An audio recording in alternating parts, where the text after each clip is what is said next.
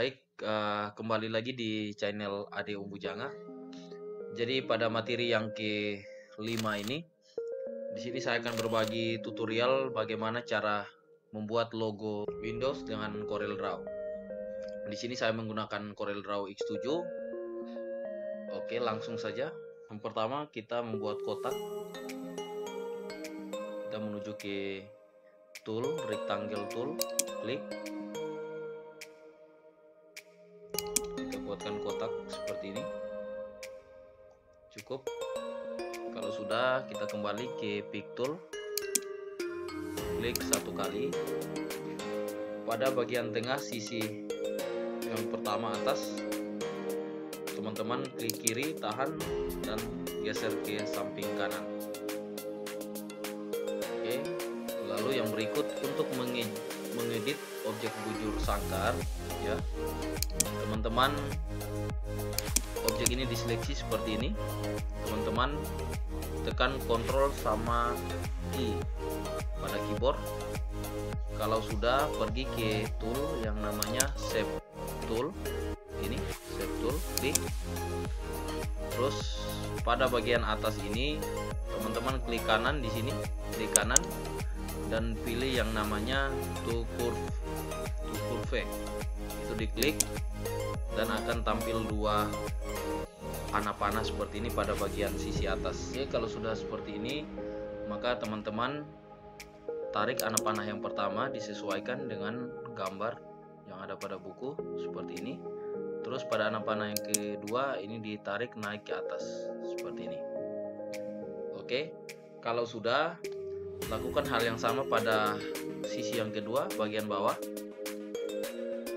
Klik kanan pada garis ini, pilih tukur, terus panah dua ini diangkat sama seperti sisi yang atas sehingga gambar lingkungannya seperti yang di atas ini. Ini dinaikkan seperti ini, terus yang kedua ini digeser naik ke atas, disesuaikan sehingga gambarnya sama seperti pada sisi yang pertama. Oke, selesai mengedit dua sisi ini, atas dan bawah. Teman-teman aktifkan kembali pick toolnya, seleksi objek ini diseleksi. Teman-teman tekan Ctrl tambah D pada keyboard, muncul seperti ini. Oke saja. Ini akan diduplikat atau bisa juga dengan menekan Ctrl C sama Ctrl V pada keyboard. Ini saya klik, drag ke bawah, dan pastikan gambarnya disesuaikan dan rapi seperti ini. Ya, tidak boleh ke kanan atau ke kiri seperti ini, tapi harus disesuaikan sehingga gambarnya seperti ini. Oke, jika sudah pas, jadi langkah yang berikut, teman-teman silakan aktifkan pick tool, ya. Dua objek ini akan digandakan menjadi satu. Ya, teman-teman klik kiri, tahan, dan tarik ke bawah untuk di drag. Dan objek yang pertama sama kedua terseleksi seperti ini. Kalau sudah seperti ini, teman-teman tekan Ctrl tambah G pada keyboard sehingga gambarnya menjadi satu. Ya, kalau tadi gambarnya itu masih terpisah dan sekarang gambarnya menjadi satu. Oke, langkah yang berikut. Sekarang teman-teman gandakan lagi dua objek ini menjadi satu objek. Yang pertama, ini bisa diblok seperti ini atau bisa diklik karena sudah digandakan. Teman-teman bisa Ctrl D, ya, Ctrl D seperti ini, maka objeknya diduplikat. Dan objek yang diduplikat ini di drag pindah ke sebelah kanan seperti ini. Jikalau sudah, teman-teman klik objek yang kedua ini yang tadi digandakan, diklik, aktifkan seperti ini. Terus pergi ke property bar. Di situ ada yang namanya mirror horizontal sama mirror vertikal. Oke, ada yang namanya mirror horizontal sama mirror vertikal. Itu ada di property bar Anda. Teman-teman klik yang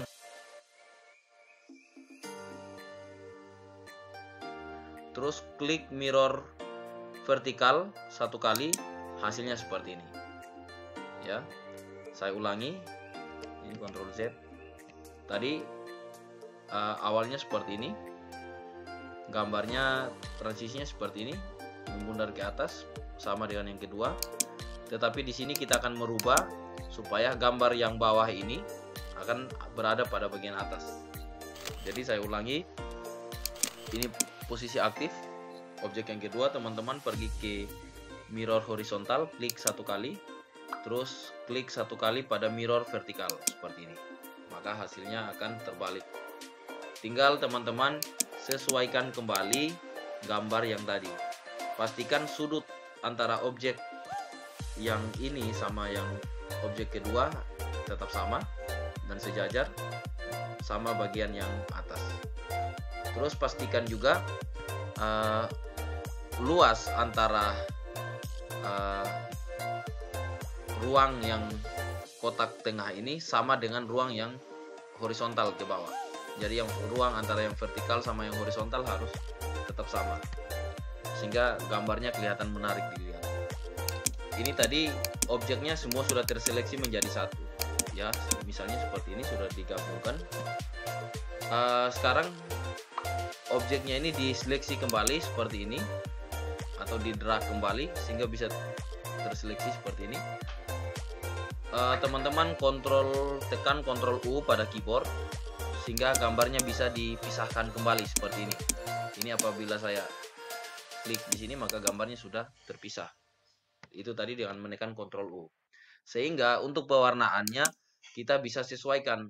Karena apabila gambarnya masih jadi satu, begitu saya kasih warna maka semua bagian dua objek ini akan terseleksi warna.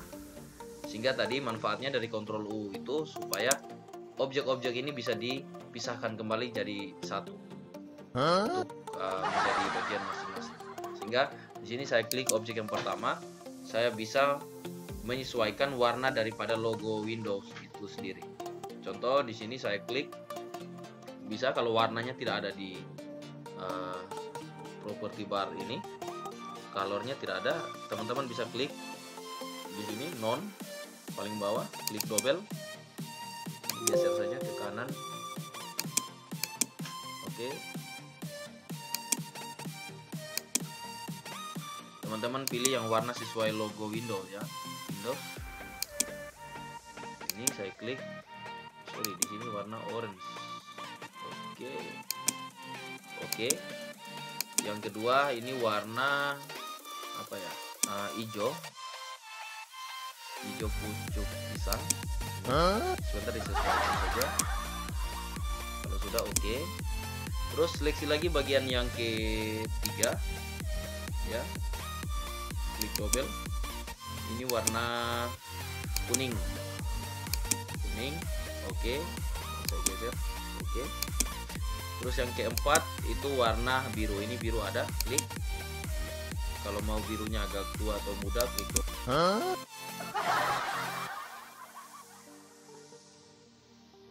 Oke.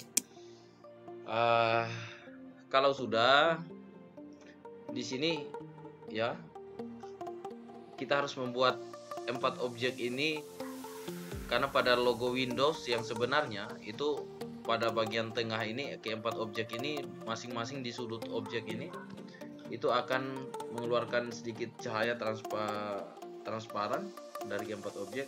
Objek yang pertama ya, teman-teman perhatikan warnanya ini masih agak orange ya, iya warna seperti ini.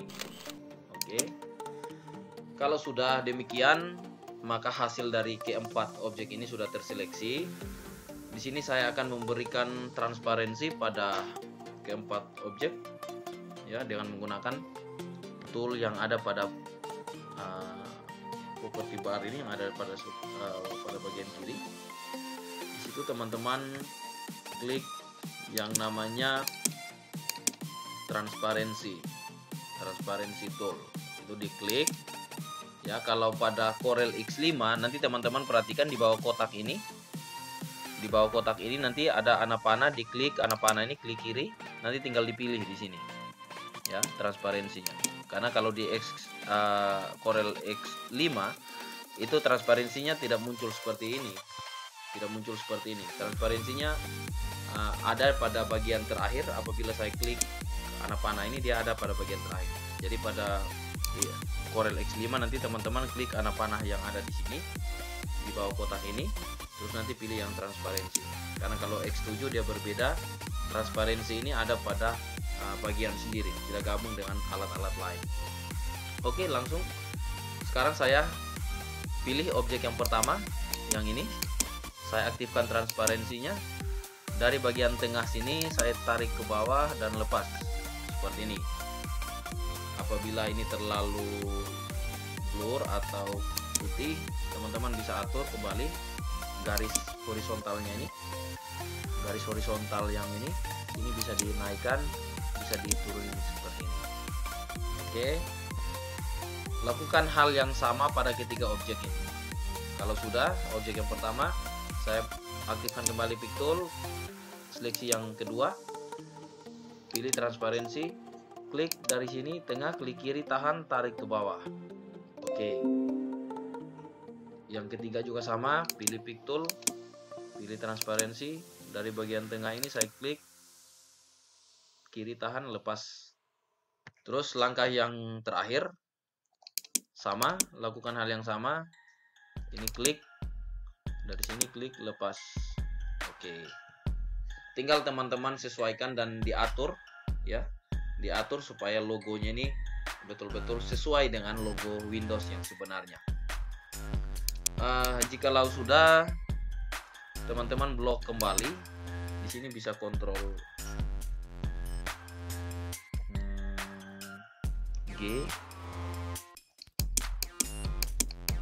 Ya, betul. Teman-teman kontrol G, sehingga tadi objeknya yang terpisah sekarang sudah menjadi satu, sudah tergabung menjadi satu. Jikalau mau dipisahkan kembali, teman-teman kontrol U, maka objeknya akan terpisah seperti ini, sehingga warna atau bagiannya bisa diedit. Dan tambahan, teman-teman tidak boleh sistem tarik sudutnya ini atau perbesar, perkecil ya, karena itu akan merusak setiap bagian yang sudah diduplikat atau yang sudah digandakan. Jadi sesuaikan dengan tutorial yang dari awal tadi saya buat, sehingga objeknya bisa seperti ini. Oke, sekian penjelasan dari saya, tutorial dari saya. Semoga bermanfaat buat teman-teman, khususnya kelas desain grafis. Jangan lupa share video ini dan subscribe. Thank you.